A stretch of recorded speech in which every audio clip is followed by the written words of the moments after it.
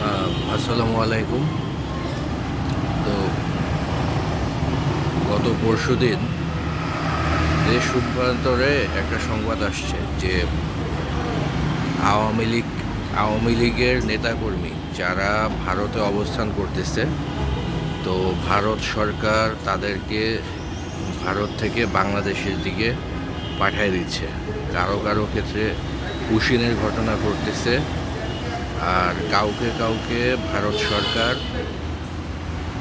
সরকার officially জানাই দিছে তারা যেন বাংলাদেশে ফেরত আসে। অনেক নেতাকর্মী আওয়ামী লীগের যারা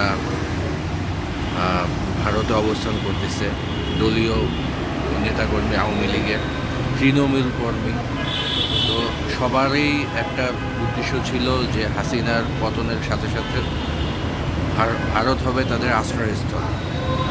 তো লাস্ট 15-20 দিন ধরেই নাকি ভারত সরকার তাদেরকে বিভিন্নভাবে জানাই দিচ্ছে যে তারা যেন বাংলাদেশে ফেরত আসে। তো অলরেডি কেউ কেউ সীমান্তের কাছাকাছি অবস্থান করতেছে, দিল্লি, মুম্বাই, গুজরাট এইসব জায়গা থেকে তারা পশ্চিমবঙ্গে এসে অবস্থান করতেছে বাংলাদেশে প্রবেশের জন্য। পাশাপাশি হাসিনাও নাকি অর্ডার দিছে আওয়ামী লীগ নেতাকর্মীদের যে তারা যেন বাংলাদেশে আবার নতুনভাবে প্রবেশ করে, নতুন নতুন উদ্যমে, নতুনভাবে, নতুন প্রস্তুতি নিয়ে প্রবেশ করে। তো প্রস্তুতির একটা অংশ হিসাবে ধারণা করা হচ্ছে যে ভারতের যে কঠোর অবস্থান, সামরিক অবস্থান, এতে বাংলাদেশকে কাবু করার জন্য ভারত কোনো সামরিক পদক্ষেপ নিতে পারে। তখন এই প্রস্তুত থাকা আওয়ামী লীগ নেতাকর্মী যারা এতদিন ধরে ভারতে থেকে, ভারতের প্রশ্রয় থেকে প্রস্তুতি নিয়ে বাংলাদেশের ভিতরে প্রবেশ করবে, তারা ভারতের ফোর্স হিসাবে বাংলাদেশকে বাংলাদেশকে বিভিন্নভাবে ব্যবহার করতে পারে ভারতের এজেন্ডা বাস্তবায়নের জন্য।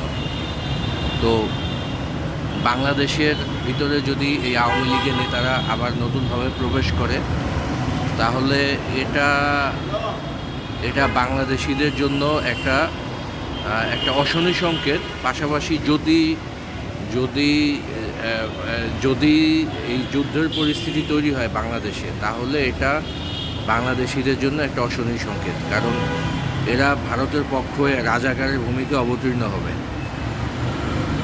আর তো কেউ কেউ বলার চেষ্টা করতেছে যে হাসিনাকেও ভারত ফেরত পাঠাবে, তবে বিজ্ঞজনের অভিমত হলো যে না, হাসিনাকে ভারত এত সহসাই ফেরত পাঠাবে না। নেতাকর্মীরা আসবে, ভারতীয় সামরিক বাহিনী বাংলাদেশের বিরুদ্ধে পদক্ষেপ গ্রহণ করবে, এবং তাদের নেতাকর্মীরা ভারতের পক্ষ হয়ে, যেভাবে একসময় কাদের সিদ্দিকী সহ অনেক ঐতিহাসিক নেতা ছিল যারা ভারতের পক্ষ হয়ে বাংলাদেশের ভিতরে ভারতীয় এজেন্ডা বাস্তবায়ন করছে, তো এদের মতোই একসময় বাংলাদেশের অভ্যন্তরে যখন প্রেক্ষাপট তৈরি হবে, তখন হাসিনাকে ফেরত পাঠাবে, এমনটাই ধারণা করা হচ্ছে। ভারত শক্ত পদক্ষেপ নিচ্ছে, কারণ হলো দেখা যাচ্ছে তিস্তা প্রহার নামে একটা সামরিক মহড়া করছে।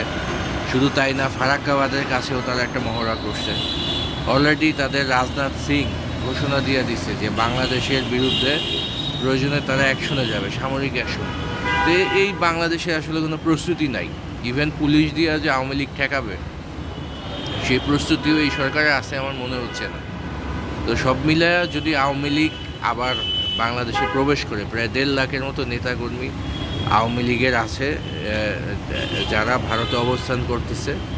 তো এখান থেকে ধরেন সবাই আসলো না, অ্যাটলিস্ট 1 লাখ, 1.5 লাখ, 1.25 লাখ যদি আসে, তো এই 1.25 লাখের হাতে যদি আর্মস পৌঁছায় দিতে পারে কেউ, পাশাপাশি রোহিঙ্গা সংকট, অন্যান্য সংকট, যেভাবে ডক্টর ইউনূস সব কিছু লেজে গোবরে করে ফেলতেছে, এবং সে আমেরিকার এজেন্ডা বাস্তবায়ন করতেছে, এবং বাংলাদেশের ভিতরে তাদের দুর্বল কর্তৃত্ব, এই সব মিলায়া ইউনূসের জন্য কঠিন হবে, বা বাংলাদেশের সাধারণ মানুষের জন্য এই চ্যালেঞ্জ মোকাবেলা কঠিন হবে। তো ভারতের শক্ত অবস্থানে আওয়ামী লীগের আবার বাংলাদেশে অনুপ্রবেশ, সব কিছু বিবেচনা করলে আসলে একটা কঠিন সময় আসতেছে। পরিস্থিতির উন্নতি হইতো, এই বিপ্লবটা বাস্তবায়ন হতো, তবে ইউনূসের ব্যর্থ নেতৃত্ব এই অসুবিধাকে আরও ব্যাপকভাবে বাড়ায় তুলতেছে।